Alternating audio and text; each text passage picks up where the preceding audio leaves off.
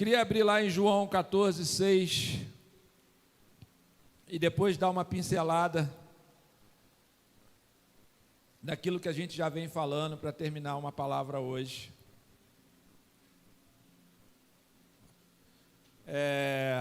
A gente vem, como o Guilherme falou, a gente vem pregando sobre um novo caminho. E por que isso? Para ativar algo dentro de você. A palavra de Deus em João 14, 6 vai dizer assim: respondeu Jesus, eu sou o caminho. Eu sou o caminho. Então, mas esse caminho que ele não é um caminho qualquer. Ele completa dizendo assim: eu sou o caminho. Qual o caminho? Da verdade e da vida. E ele ainda termina dizendo assim, ó: ninguém vem ao Pai. Ninguém vem ao Pai. Então a gente entende que o caminho, o primeiro caminho, o caminho é Jesus. Qualquer outro caminho que você está seguindo, você está no caminho errado. Qualquer caminho que não te leve ao Senhor, você está no caminho errado. Qualquer coisa que você for fazer, que não está dentro do padrão, daquilo que Jesus está dizendo, você está no caminho errado. Então, quando você questionar e perguntar, será que isso é o caminho certo? Pergunta, esse é o caminho de Cristo? Se não for, é o errado. Porque no caminho dele tem verdade e vida, e o caminho dele leva ao Pai. Então, quando você tiver uma confusão mental e começar a trabalhar coisas na sua cabeça que não estão no padrão daquilo que ele está dizendo, que são a verdade e a vida, você está no pensamento gerando um caminho errado. E você precisa voltar para o caminho do Senhor. Às vezes a gente acha que sair do caminho é quando eu gero uma ação de pecado. Sair do caminho é quando o meu coração já não está vivendo o amor de Cristo. Sair do caminho não é quando as pessoas veem que eu peco. Sair do caminho é quando o meu coração já não ama como Cristo ama. Eu já não estou vivendo o caminho, a verdade e a vida, e eu já não estou mais indo para o caminho do Pai.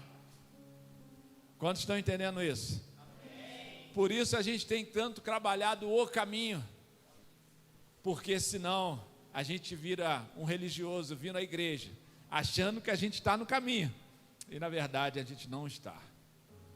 A gente está gerando uma agenda em vez de gerar um amor. A gente está gerando práticas religiosas em vez de gerar atitudes que levam outros a Cristo. Amém? Amém.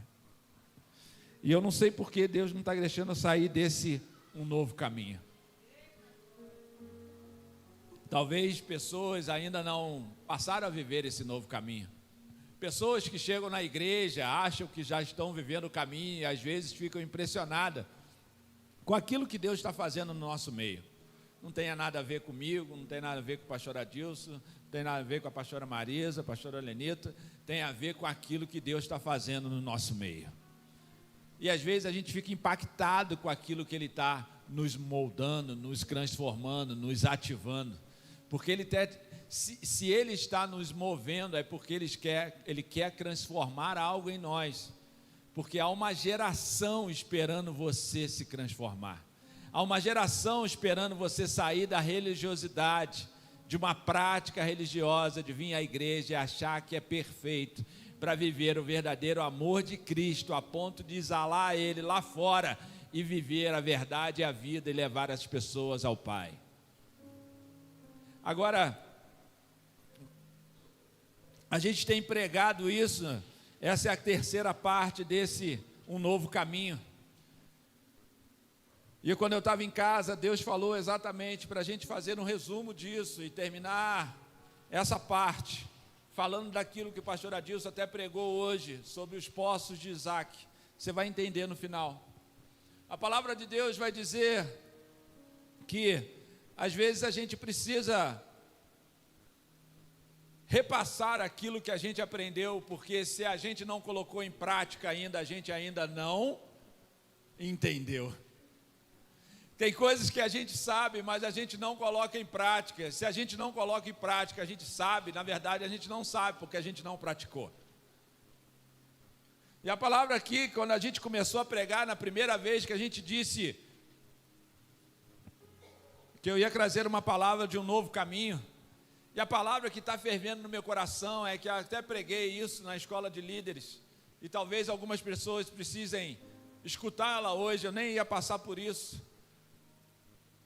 É que aquela palavra que nós demos sobre Adão, sobre viver um novo caminho e não ficar preso na religiosidade de ficar tentando não pecar. A palavra, estava conversando sobre isso no Natanael no vôlei sexta-feira. Adão, o primeiro homem, ele foi feito e criado à imagem de Deus. É interessante porque a gente às vezes gera novos caminhos na nossa mente, mas a gente não percebe que Deus, a origem daquilo que Jesus veio restaurar lá no Éden, quando Deus fez Adão, ele fez a imagem e semelhança de Deus. E o que ele quer dizer com isso? É que Adão tinha pecado até pecar? Ah, pastor, você está fazendo uma pergunta retórica. Pensa direitinho.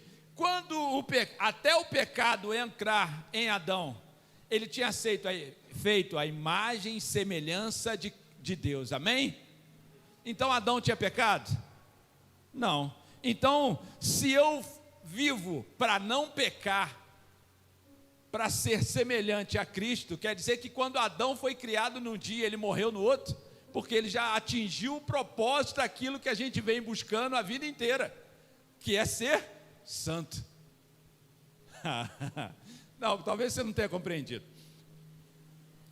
A religião fica trabalhando em nós, dizendo: olha, você precisa todos os dias, a sua vida inteira, lutar contra o pecado, para que chegue no final da sua vida, você se apresente perfeito perante o Senhor, amém? Só que a busca para a santidade é só o início, não é o fim. Porque senão Deus não tinha feito Adão, e quando viu que era bom, que era perfeito, tinha levado ele embora para o céu. Só que quando Deus faz Adão a imagem e semelhança dele, além de fazer a imagem e semelhança dele, ele faz com um propósito.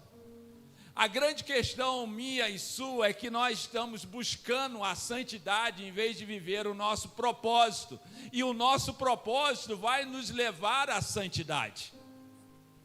A palavra de Deus vai dizer assim, Adão, o primeiro homem, foi criado, deixa eu ler só o texto, depois eu leio o versículo, Gênesis 1, 27 e 28. Adão, o primeiro homem, foi criado à imagem de Deus, ele nasceu perfeito e sem pecado, com identidade e valor bem definido, mas mesmo assim Deus lhe deu um chamado, uma missão, um propósito bem claro. Gênesis 1, 27 e 28 vai dizer: criou Deus, pois o homem a imagem de Deus o criou, homem e mulher o criou, e Deus o abençoou e lhe disse, propósito: sede fecundos, multiplicai-vos, enchei a terra, sujeitai-vos, dominai sobre os peixes do mar, sobre as aves do céu, sobre todo animal que rasteja pela terra. Alguns cristãos pensam que o único importante propósito de Deus para nossas vidas é buscar essa santidade. Mas a santidade, na verdade, te leva para o teu propósito. E quanto mais eu me envolvo com Deus, mais Deus me mostra aquilo que Ele me gerou para fazer. E quanto mais eu me envolvo naquilo que Ele me gerou para fazer, menos eu me preocupo em pecar, e mais eu me preocupo em ouvir a Deus e caminhar com Ele para continuar fazendo aquilo que Ele me chamou para fazer. Então a tua luta não é para ficar todos os dias levantando com medo, dizendo: hoje eu vou fazer de tudo para não pecar. Isso é um esforço em vão, porque nós todos iremos pecar. Agora, se eu levanto de manhã e dizendo: Senhor, rasga a minha agenda, me coloca na tua agenda, e tudo que tu fizer, Pai, me inclui nesse propósito, quem me garante é o Senhor, quem me sustenta é o Senhor, quem me dirige é o Senhor, Quem fala comigo é o Senhor. Quem me acalma é o Senhor. Quem me gera paz é o Senhor. Qualquer outra voz fora aquilo que Deus me gerou para fazer, eu vou reconhecer que não vem dele, mas do inimigo.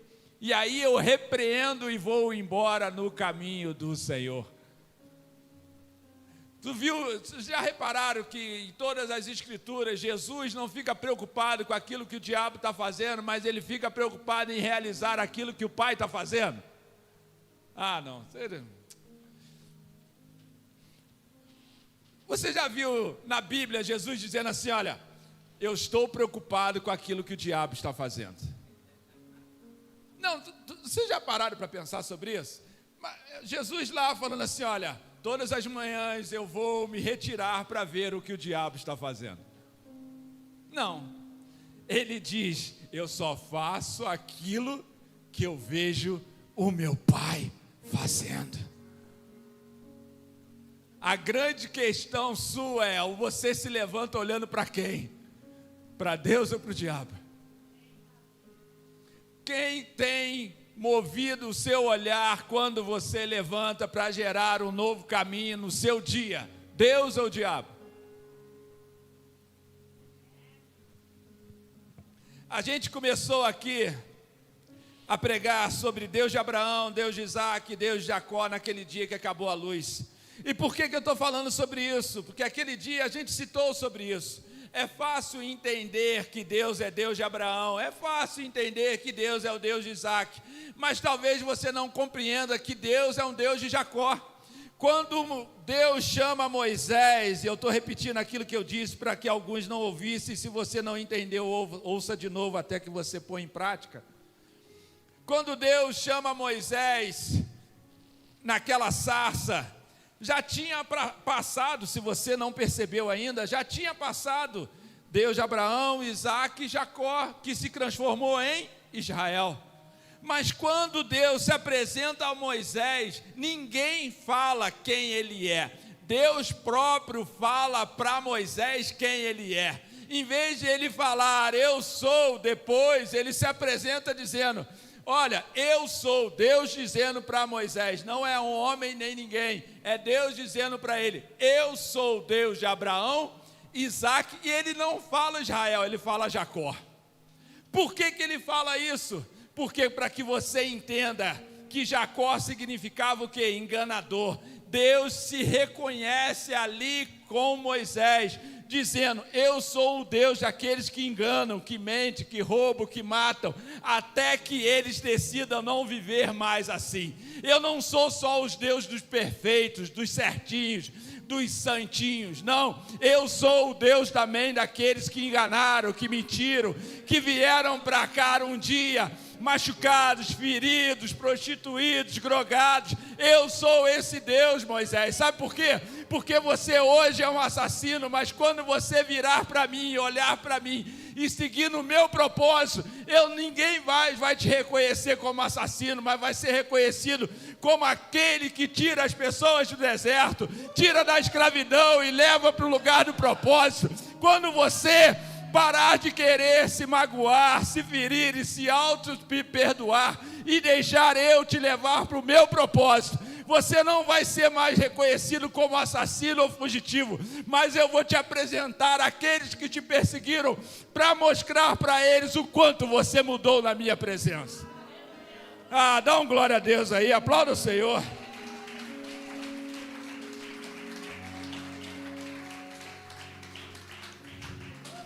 A grande questão aqui hoje é que para viver um novo caminho, você precisa parar de se acusar com o passado e começar a viver o futuro que Deus tem.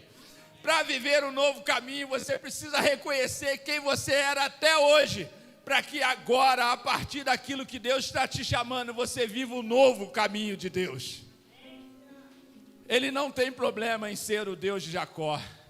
Ele não tem problema em ser o meu Deus. Ele não tem problema de ser o seu Deus, mesmo quando você está em pecado. Ele tem problema em você negá-lo e não caminhar no propósito que Ele direcionou para você. Ele tem problema de você não ouvir a voz dele quando ele te chama para viver um novo caminho aos braços dele. Quantos estão entendendo essa palavra? Deus não está nem aí para o teu passado, mas Ele quer o teu coração hoje. Ele quer o teu sim hoje para viver o propósito dele. Ele não chegou ali com Moisés e disse: eu sei o que tu fez, eu anotei no meu caderninho. Ele não disse isso. Ele disse: Moisés, eu vim te chamar porque tem um povo esperando por você. Não.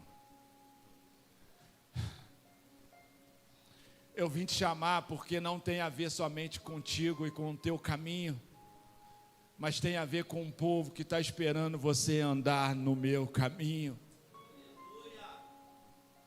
Tem tanta gente que paralisa por doença, por problemas. O pastor não me ligou. Eu sou ferido. Eu quero ver você ter coragem quando chegar no céu e falar: olha, eu não vivi tudo que eu tinha que viver, vivi no teu caminho, porque alguém lá embaixo, dentro da tua igreja, me magoou. Jesus falou: eu morri por você. A gente pregou aqui, para não ficar aqui direto, sobre Noé. E falou sobre esse novo caminho de Noé. O que a gente falou sobre isso? Falou que nem sempre eu preciso ter a habilidade daquilo que Deus me chama para fazer aquilo que Ele quer me direcionar nesse novo caminho. Quando Deus vai falar com Noé, que vai destruir tudo e construir uma arca, o que a gente disse? Noé não era carpinteiro, era agricultor. Mas Deus não manda ele plantar uma horta, Deus manda ele construir uma arca. Tem muita gente que paralisa porque fala: aquilo que o pastor, a liderança me direcionou, eu não sei fazer. É exatamente isso que a gente direciona para viver um novo caminho. Porque se você tivesse condição de fazer sozinho, você não precisava de Deus para fazer. Aquilo que Deus te chama para fazer não é pela sua capacidade momentânea, mas Ele vai te capacitar no novo caminho. A palavra de Deus diz que me tocou meu coração para repetir aqui era o seguinte: quando Deus direciona Noé para construir, estou falando errado e vocês nunca me corrigiram, mas tudo bem, Noé para construir a arca, Ele fala: construa a arca e depois coloque dentro da arca 7 animais puros e 2 pares de animais impuros. O que Deus foi tocando o coração hoje, dizendo: se você ficar preocupado com o segundo passo, você nunca vai dar o primeiro passo. Se você sair, muita gente que para na ansiedade, na angústia, no desespero, porque fica preocupado: como é que eu farei para botar os animais dentro da arca, mas nunca consegue terminar a arca. Para que você vá para o segundo passo, faça o primeiro que Deus te mandou. Ele não tem problema em gerar milagres no meio do caminho, contando que você continue obedecendo nesse caminho. A palavra de Deus vai dizer que o quê? Que quando Noé terminou a arca, Deus enviou os animais. Para que você viva a plenitude do caminho que Ele te direcionou, faça hoje o que Ele te mandou. Sabe o que te falta às vezes? Recurso, capacitação, direcionamento, fé. É porque você não obedeceu da primeira vez. Então não tem como Ele enviar o que Ele te prometeu, porque a capacidade daquilo que Ele te deu para construir ainda não está completa.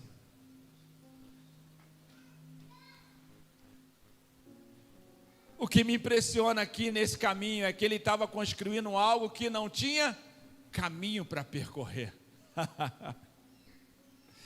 Aqui é o que mais pessoas param no meio do ministério: conseguir construir algo que você não vê a estrada para percorrer. Jesus, você pode parecer que eu estou falando algo do mesmo, mas quantas vezes você parou porque alguém te entregou algo para fazer e você não viu como chegar lá na frente?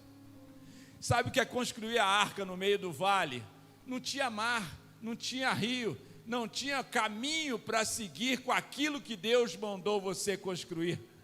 Sabe por que Ele quer quebrar? Teus óculos naturais. Ele está dizendo, olha, eu te mandei construir algo para mim, que você não tem a capacidade de levar à frente. Só comigo que eu te levo para o propósito que eu te tenho. Irmão, você não...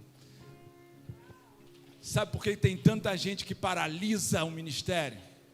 Porque quer construir e saber o caminho que Deus vai te levar.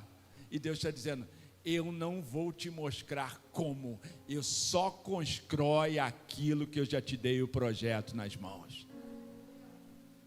A palavra de Deus diz que depois que a arca estava pronta, você conhece, estou pregando só versículo que você conhece. Depois que a arca estava pronta, que os animais entraram, a chuva veio? Não. A chuva só veio depois que Noé e sua família entraram no projeto. Irmãos. Talvez você não está pegando. Aquilo que Ele promete, você tem que passar a viver. Só fazer e mandar os outros fazer, não vai a lugar nenhum. Mas que depois que você entra dentro, é que a chuva te leva para o teu futuro. Tem muita gente que vem pintar, tem muita gente que vem limpar, tem muita gente que até faz, mas não entra na arca. Tem muita gente que vem nos piqueniques, tem muita gente que vem na reunião, tem muita gente que participa, mas não entra na arca. E se você não entrar na arca, a chuva que vem vai te pegar do lado de fora.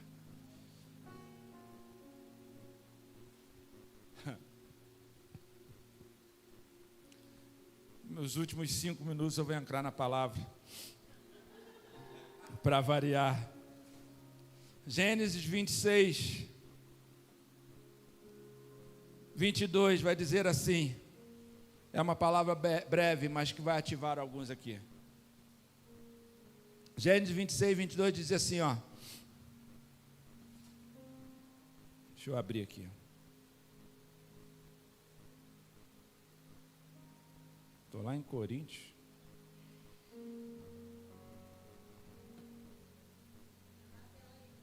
Sim, mas eu estou querendo ver algo antes aqui, para vocês pegarem ali o rema. Gênesis 26, 19. 16, perdão. Gênesis 26, 16, vou passar rapidinho. Olha a história. Então Abimeleque pediu a Isaque, saia da nossa terra, pois já és poderoso demais para nós. 17. Por isso Isaque mudou-se de lá, acampou no vale de Gerar e ali se estabeleceu. Isaque reabriu os poços cavados no tempo de seu Abraão, os quais os filisteus já fecharam depois de Abraão. Lê comigo aí, depois de Abraão. E deu-lhes o mesmo que seu pai lhe tinha dado. Aí está a chave, hein? Os servos de Isaque cavaram no vale e descobriram um veio, mas os pastores de Gerar discutiram com os pastores de Isaque, dizendo, a água... Por isso Isaque deu ao poço o nome de Ezeque, porque discutiram por causa dele. Então os seus servos cavaram outro poço, mas eles também discutiram por causa dele, por isso chamou Sitnah. Isaque mudou-se dali e cavou outro poço, e ninguém discutiu por causa dele. Deu-lhe o nome de Reobote, né? Dizendo, agora o Senhor nos abriu espaço e prosperaremos. Dali Isaque foi para Berseba. Naquela noite o Senhor lhe apareceu e disse, eu sou o Deus do seu pai Abraão, não tema, porque eu estou com você. Eu abençoarei e multiplicarei os seus descendentes por amor ao meu servo Abraão. Isaque construiu nesse lugar um altar e invocou o nome do Senhor. Ali armou acampamento e os seus servos cavaram. Mas preste atenção, ele cavou outro poço, mas aqui não disse que tinha água ainda. Se liga nisso. No 26, porque aquele tempo veio a ele Abimeleque de Gerar, com Alzate, seu conselheiro pessoal, e Ficol, o comandante dos seus exércitos. Isaque lhe perguntou: por que me vieras ver, uma vez que foram hostis e me mandaram embora? Eles responderam: vimos claramente que o Senhor está contigo. Vimos claramente que o Senhor está contigo.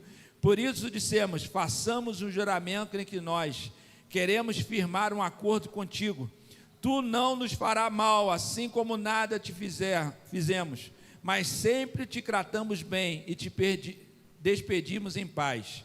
Agora sabemos que o Senhor te tem abençoado. Versículo 30. Então Isaque lhe ofereceu um banquete, e eles comeram e beberam. Na manhã seguinte, os dois fizeram um juramento. Depois Isaque os despediu e partiram em paz. 32. Naquele mesmo dia, os servos de Isaque vieram e lhe falaram sobre o poço que tinha cavado, e disseram: achamos? Isaque deu o nome de Seba, e por isso até o dia de hoje aquela cidade é conhecida como Berseba. Amém? O terceiro poço ele prosperou. O que é interessante nessa palavra aqui, mais 5 minutos eu termino, se Deus quiser. Se Ele não quiser, a gente vai embora. A palavra de Deus diz o seguinte, você conhece a história, e se liga nisso aqui, que é a maioria da vida de muita gente que a gente trabalha aqui. A palavra de Deus vai dizer assim, ó: Deus foi falar com Isaque, fica na terra. O que é isso? Todas as vezes, a vez que Deus foi chamar Abraão, Deus disse para Abraão: sai da tua terra, da tua parentela, num lugar que eu vou te mostrar. A palavra de Deus vai dizer que Abraão saiu dali porque ele não viu o caminho, mas ele confiou no construtor do caminho. Agora, quando Isaque vem, que é filho de Abraão, e Deus fala com ele: olha, a palavra de Deus vai dizer que naquele tempo houve uma fome maior que a época de Abraão. E Isaque queria ir para o mesmo caminho de seu... A palavra de Deus vai dizer que Deus, quando viu que Isaque ia para o mesmo caminho de seu pai, disse: não vá para esse caminho, filho, vamos viver um novo caminho. Tem muita gente que está vivendo o caminho dos pais, e Deus está dizendo: é a hora de viver um novo caminho. A palavra de Deus já dizendo assim: olha, Isaque, fica na terra. Eu já prego isso várias vezes, mas é só para fazer o contexto do poço. Fica na terra. Você não está vendo prosperidade, mas fica na terra. Você está vendo que o povo é difícil, mas fica na terra. Você está vendo que você queria fazer a mesma coisa, seu pai, quando der uma fome, culpar a terra e ir para um local que a terra é boa. Mas agora não, Isaque. Agora você não fará como seu pai, vai procurar a bênção da terra que já existe. Mas agora você vai viver um novo caminho e você vai passar a gerar a terra boa. Poucos pegaram, mas vamos lá. A palavra de Deus vai dizer que Isaque, então, obedece viver um novo caminho. E quando ele obedece viver um novo caminho, tudo que ele semeava, ele prosperava. E tudo que ele semeava, ele prosperava. A palavra de Deus vai dizer que ele colheu 100 por 1. Depois você lê a Bíblia, que já diria Cláudio Duarte, não sou obrigado a ler a Bíblia inteira para vocês. A palavra de Deus vai dizer que ele colhia 100 por 1 e prosperava. Alguém consegue plantar e colher sozinho? Consegue? Então enquanto Isaque prosperava, ele contratava mais gente. E todos aqueles que ele contratava e obedecia ao comando dele, prosperava junto com ele. E quanto mais ele prosperava, mais gente prosperava junto. O que Deus está querendo dizer para mim e para você? Para que você, quando decida viver um novo caminho, não tenha a ver só com você, porque você vai fazer o local aonde Ele te colocar prosperar e fazer outras pessoas se juntarem a você nessa prosperidade. Agora, preste atenção, quando a prosperidade dele cresce, o povo que estava ali, isso tem a ver com o livro Pobreza, Riqueza e Prosperidade, que veio aqui agora na minha mente. Quando ele cresce, imagina aqui, vamos dizer no Vila Rica, não é aqui não, vamos falar na Secrim, Guatemala. Lá na Secrim, Guatemala, quando você abre lá o negócio e começa a prosperar, você começa a contratar o povo da Secrim para trabalhar, para prosperar, administrador, designer, pessoas para fazer site, pessoas para fazer música, pessoas para adorar, pessoas para cuidar de todas as crianças que estão trabalhando naquele lugar. A prosperidade é grande, todos recebem bem, todos prosperam. Só que aí o lugar não tem o amor de Deus no coração. E quando o lugar não tem o amor de Deus no coração, o que ele vai fazer? Expelir a prosperidade que está no lugar. A palavra de Deus diz que Abimeleque manda Isaac embora. Sabe por quê? Muita gente começa a trabalhar e não fica no local? Porque acha que está sendo roubada pelo patrão, que não se entrega, que acha que aquilo que está fazendo no meio daquele local não tem a ver com Deus, mas tem a ver que o patrão está prosperando e você não. O problema não é o rico que prospera, o problema é que você não entendeu quem você é e não prospera junto.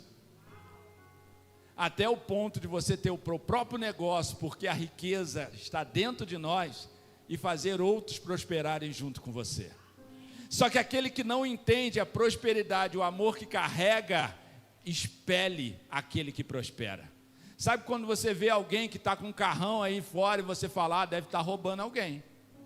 Porque ninguém vê o sacrifício da noite, o jejum da madrugada, o quanto você trabalha. Esses dias eu estava conversando com alguém que era cria aqui do Vila Rica, e fazendo um discipulado com ele, e ele falando, as pessoas acham agora que eu sou nojento porque eu prosperei, mas ninguém vê que eu trabalho 12 horas por dia, que eu oro, que eu jejuo, que eu busco, que eu faço tantas coisas, e agora só porque eu não tenho tempo para dar um rolê no meio da rua do Vila Rica, eles acham que eu sou nojento, mas a prosperidade me fez contratar gente, prosperar, avançar. Só que agora eu não consigo andar no mesmo lugar que eu ando, porque agora eu ando em local que Deus me colocou para prosperar. E às vezes você começa a repelir essas pessoas. Mas voltando aqui, aí ele é levado e mandado para outra terra. Quando ele é mandado para outra terra, o que ele vai fazer? Ele vai cavar um poço. Ele estava acostumado a prosperar. Ele colheu 100 por 1. Preste atenção nisso aqui. Ele colheu 100 por 1. A prosperidade foi tão grande que expeliram ele. Só que o primeiro poço que ele cava dá água, mas dá contenda. Ele era poderoso, ele era rico, ele era próspero, ele tinha comunhão, mas ele parou no poço, ele ficou discutindo com o pessoal. Por quê? Porque ele sabia que não tinha a ver com o poço, tinha a ver com ele, com aquilo que ele carregava dentro. Segunda coisa, ele foi cavar outro poço, esse deu água, deu certo o negócio deu certo, mas aí deu contenda. Ele ficou brigando com o sócio, brigando com o patrão, brigando com as pessoas? Não, ele simplesmente largou aquilo ali, porque Deus não trabalha na contenda. Aí ele foi trabalhar e abriu o terceiro poço, certo? A palavra de Deus diz o quê? Que aquele Deus abençoou e não deu contenda. Aí ele diz assim, agora o Senhor nos abriu o espaço e prosperaremos na terra. Mas peraí, ele já não era próspero? Ele abriu o terceiro poço, e aí ele entendeu, como deu paz, ele seria próspero, porque prosperidade não tem a ver o quanto você tem, mas a paz que Deus te dá para viver com quanto você tem. Agora tem uma chave aqui, apesar da paz e apesar da prosperidade, ele não parou, ele foi para outro lugar cavar um novo poço. Sabe por quê? Porque não tem a ver com cavar poço para ser próspero, não tem a ver trabalhar para ser próspero, não tem a ver abrir negócio para ser próspero. Ser próspero é quem você é, e quando Deus está com você, você não para pela prosperidade, você para pela paz que o Senhor te dá ao avançar. E todo lugar que você vai, você abre um novo poço, porque você não faz isso por você, você faz isso para a próxima geração. Enquanto você trabalhar e abrir, viver um novo caminho, para que o que Deus pode fazer por você, você vai ser escravo dos poços da contenda. mas enquanto você viver, porque é quem você é e por isso você abre novos poços, a prosperidade e a paz te seguirão. O que Deus está dizendo Jesus está dizendo eu sou o novo caminho, eu sou a verdade e a vida. É como se ele estivesse falando, eu sou a prosperidade e a paz que você tanto busca, e ninguém vem com essa paz, senão comigo até o Pai. Para terminar, eu quero ler o seguinte, em Gênesis 21:30, preste atenção nisso.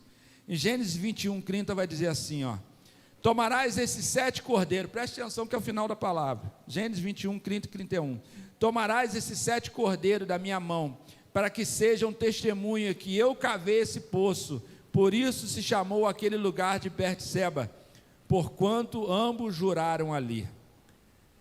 O mais apropriado seria traduzir em particular para o quando, não porquê, entenda isso. Então, nesse caso, o texto aqui estaria dizendo que o lugar foi chamado Berseba quando Abraão e Abimeleque juraram ali, em vez de dizer que o lugar foi chamado Berseba porque ambos fizeram o juramento ali. Vocês vão entender. Berseba então passou a ter esse nome quando Abraão fez um juramento a Abimeleque. O local, o nome da cidade se tornou, pode ficar aí, louvor, peraí. O nome da cidade se tornou por causa de algo que fizeram no local. Um homem de Deus fez algo e mudou o nome da cidade. E todas as vezes que algo tinha que ser feito ou era dito, alguém que falasse que ia para aquele caminho, naquela direção da cidade, tinha que dizer o nome da cidade. Tipo assim, vamos na cidade do juramento. Quando Isaac vai desobstruir os poços do seu pai, quando ele chega nesse poço, o poço do juramento, Abimeleque vai até ele para fazer um novo juramento, como tinha feito com seu pai Abraão, certo? Mas para que Abimeleque chegasse a ir fazer uma aliança de paz com Isaac, ele teve que chegar no 4º poço. No poço da aliança. Mas antes de chegar nesse poço, ele passou pelos outros 3 poços. 2 poços da contenda e o poço da prosperidade. Para chegar no poço da paz, você precisa vencer os poços da contenda. O que você está vivendo hoje, em que fase você está? No 1º poço ou no 2º poço? Entenda, Isaac foi desentulhar os poços de seu pai.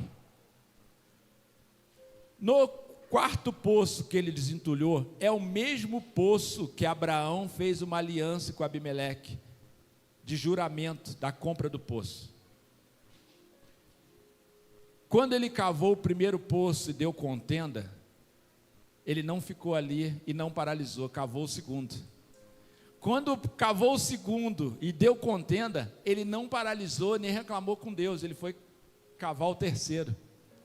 Quando ele cavou o 3º, e aqui está uma grande chave, e teve prosperidade, ele não parou ali, ele foi cavar o 4º poço.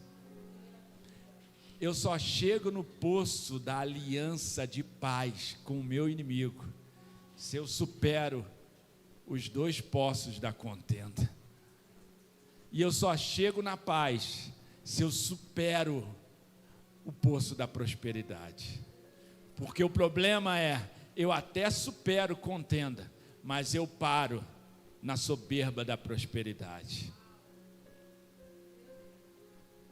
Isso Deus me revelou hoje, eu chorava. Porque quantos estão parando no poço da contenda? Eu cavo algo para o Senhor, e dá contenda e eu paro. Eu falo, eu dou desculpa, mas eu paro. Eu nunca vou chegar no poço da paz, no poço do juramento, no poço da calmaria. Em que poço você está hoje? Qual o poço que você está hoje? Arranjando briga com todo mundo? Arranjando contenda com todo mundo? Deus está dizendo, olha, esse não é um poço para você morar, esse é um poço para você passar. Aí vem o próximo poço, contenda de novo, e tu fala, nada está dando certo, e Deus fala assim, tá sim, se você parar aí, nada vai dar certo, mas se você continuar, o meu propósito está dando certo. Agora vem a terceira fase, que eu e Lenita e a nossa família já viveu, o poço da prosperidade. Quantos param no poço da prosperidade? E a gente já parou em Rio das Ostras no poço da prosperidade. E Deus está dizendo, eu fui o teu Deus no Deus da contenda. Eu fui teu Deus no Deus da discórdia, no período de discórdia. Eu fui o teu Deus para te prosperar. Mas se você não sair dali, você nunca vai ter paz. Ele nos tirou de lá e trouxe para cá, para viver tudo de novo. Primeira contenda, segunda contenda e a prosperidade. Porque aí eu entendi que a prosperidade não tem a ver o quanto você tem a ver a aliança de paz que você faz com o seu inimigo. Porque eu não estou falando para você falar, estou falando do diabo aqui, eu estou falando com aqueles que te tiram a paz, aqueles que te perseguem, aqueles que te tiram a calmaria e a tranquilidade do coração. Se você entender isso, a prosperidade é muito maior do que você tem cavado. Louvor pode vir, fique de pé.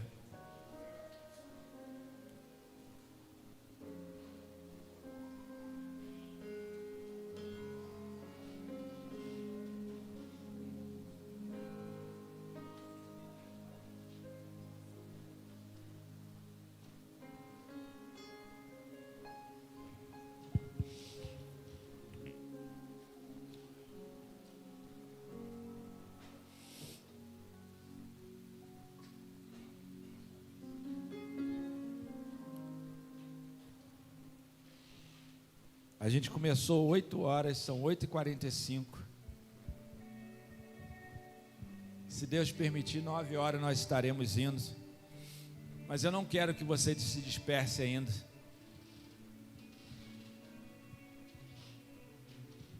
Porque Deus ainda quer falar algo ao nosso coração. Eu comecei aqui falando que Jesus é o caminho, a verdade e a vida. Ninguém veio ao Pai senão por Ele, amém? Jesus é o caminho até dessa palavra. Mas pastor Saulo, como é que você vai linkar esses poços com Jesus?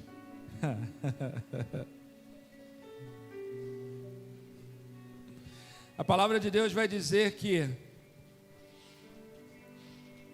em João 4:7 vai dizer: era necessário passar por Samaria. Assim chegou a uma cidade chamada Samaria, chamada Sicar, perto da terra de Jacó, dera a seu filho José. Ali havia o poço de Jacó.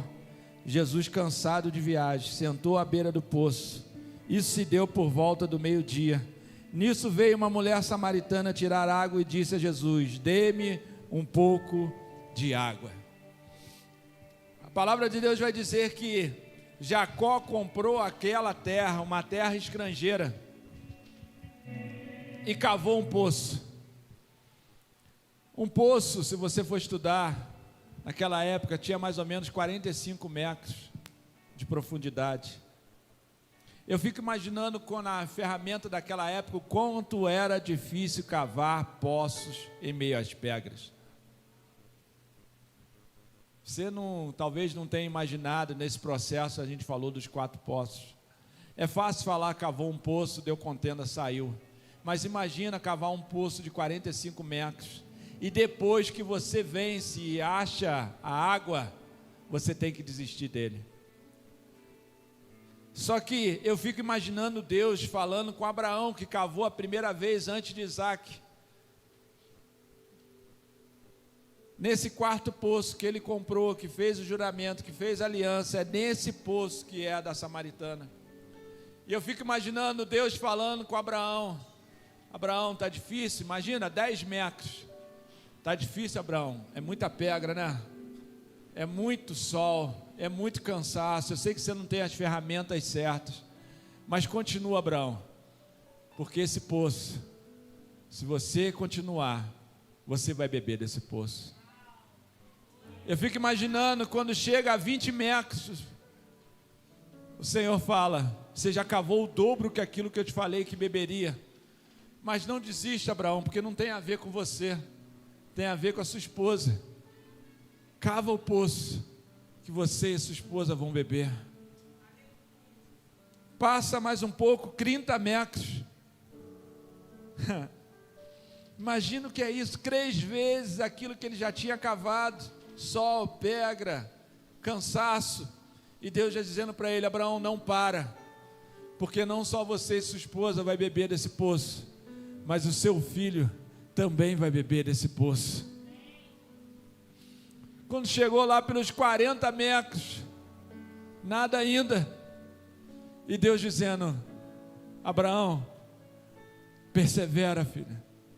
Tu teve fé para sair de casa, tu teve fé para acreditar em mim, tu teve fé para ir para um caminho que eu ia te mostrar, tu teve fé para viver um novo caminho comigo, tu teve fé para esperar eu construir uma estrada, tu teve fé depois de tanto tempo para ter um filho, tu teve fé para caminhar nesse novo caminho. Não desista. Sabe por quê, Abraão? Porque não tem a ver só com você, não tem a ver só com a tua esposa, não tem a ver só com Isaac, tem a ver com aquele que irá salvar a tua geração. Vai beber dessa água. Tem vezes que a gente acha que está cavando algo por nós mesmos, mas Jesus bebeu daquela água. A promessa beberia daquela água. Aquele que nos salvaria beberia do poço daquela água. E muitas vezes nós desistimos porque desistimos de nós mesmos. Hoje eu te convido a continuar cavando, mesmo em meio à contenda, mesmo em meio à dificuldade, mesmo que você tenha desistido talvez até de você mesmo. Eu venho aqui te desafiar a continuar cavando, porque não tem só a ver com você, tem a ver com a próxima geração, tem a ver com aqueles que beberão daquilo que você está cavando hoje no futuro, tem a ver com aqueles que testemunharão. Márcia, você não desistiu e aqueles que estão lá na frente estão bebendo do teu fruto. Maria, você não desistiu e aqueles lá na frente estão adorando os louvores que você escreveu. Fernando, você não desistiu e seus filhos estão caminhando na presença. Irmãos, não tem a ver só conosco, tem a ver com Ele que nos enviou, que morreu por nós, que nos deu a vida por nós. Ele está dizendo: eu não dei parte do meu tempo, eu entreguei tudo para vocês. Vamos adorar ao Senhor, vamos bendizer a Ele e dizer: eis-me aqui, Senhor, eu estou pronto para viver um novo caminho contigo.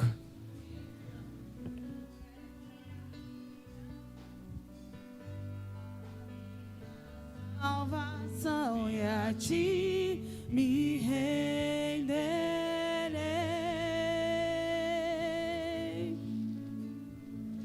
Se ao teu lado estou, seguro em tuas mãos, eu nada temerei.